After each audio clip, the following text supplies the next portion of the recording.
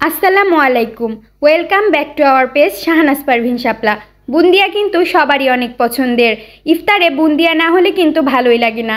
এজন্য বুন্দিয়ার একটি perfect recipe নিয়ে আপনাদের মাঝে হাজির হয়েছি। এখানে আমি একটি মিক্সিং বলে নিয়ে নিয়েছি 2 কাপ বেসন এবং 1 চিমটি লবণ।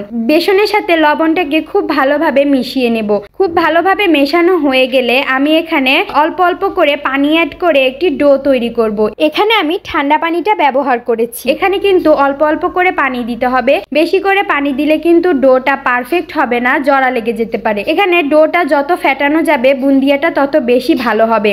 ডোটা মাখানো হয়ে গেলে একটি ছোট বাটিতে পানি নিয়ে একটুখানি ডো পানির ভিতরে দিব। যখন দেখব যে ডোটা ভেসে উঠেছে তখন বুঝবো আমার বুন্দিয়ার ডোটা পারফেক্ট হয়েছে। এবার আমি অন্য একটি পাত্রে নিয়ে নেব 2 কাপ চিনি এবং 2 কাপ পানি। এটা আমি একটি শিরা তৈরি করব বুন্দিয়ার জন্য। এখানে আমি এটা ইন্ডাকশনে খুব ভালোভাবে জাল করে নিব।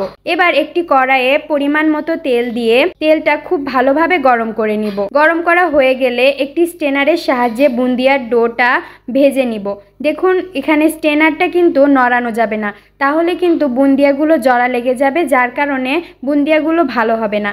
এবার একটা স্ট্রেনার দিয়ে খুব ভালোভাবে বুন্দিয়াগুলোকে নেড়ে চেড়ে ভেজে নিতে হবে। এভাবে খুব ভালো করে ভাজা হয়ে গেলে বুন্দিয়াগুলো একটি প্লেটে উঠিয়ে নেব। দেখুন আমার বুন্দিয়াগুলো কত সুন্দর ঝরঝরা হয়েছে এবং সফট হয়েছে। এখানে আমি 2টা কালার ইউজ করেছি। প্রথমে বেসনের কালারটাই রেখেছিলাম, এখন আমি এটার সাথে গোলাপি ফুড কালার মিক্সড করে বুন্দিয়াটা ভেজে নিচ্ছি। এটাও একইভাবে খুব সুন্দরভাবে একটি স্ট্রেনারের সাহায্যে ভেজে নিতে হবে। বুন্দিয়াটা ভাজার সময় অবশ্যই চুলার আঁচটা মিডিয়াম আঁচে রাখতে হবে, নইলে বুন্দিয়াগুলো কড়া হয়ে যাবে, যার কারণে বুন্দিয়াটা নরম এবং সফট হবে না। এভাবে আমি সব বুন্দিয়াগুলো ভেজে নিব। দেখুন আমার এখানে শিরা জাল করা শেষ। এবার আমি সবগুলো বুন্দিয়া এই শিরার ভিতরে দিয়ে খুব ভালোভাবে শিরার সাথে মিশিয়ে নেব। খুব ভালোভাবে মেশানো হয়ে গেলে একটি প্লেটের সাহায্যে 10 মিনিটের জন্য ঢেকে রাখবো। এবার পরিবেশনের পালা। দেখুন আমার বুন্দিয়াটা কত সুন্দর নরম এবং সফট হয়েছে। আজ এ পর্যন্তই, দেখা হবে নেক্সট কোনো ভিডিওতে। সে পর্যন্ত আল্লাহ হাফেজ।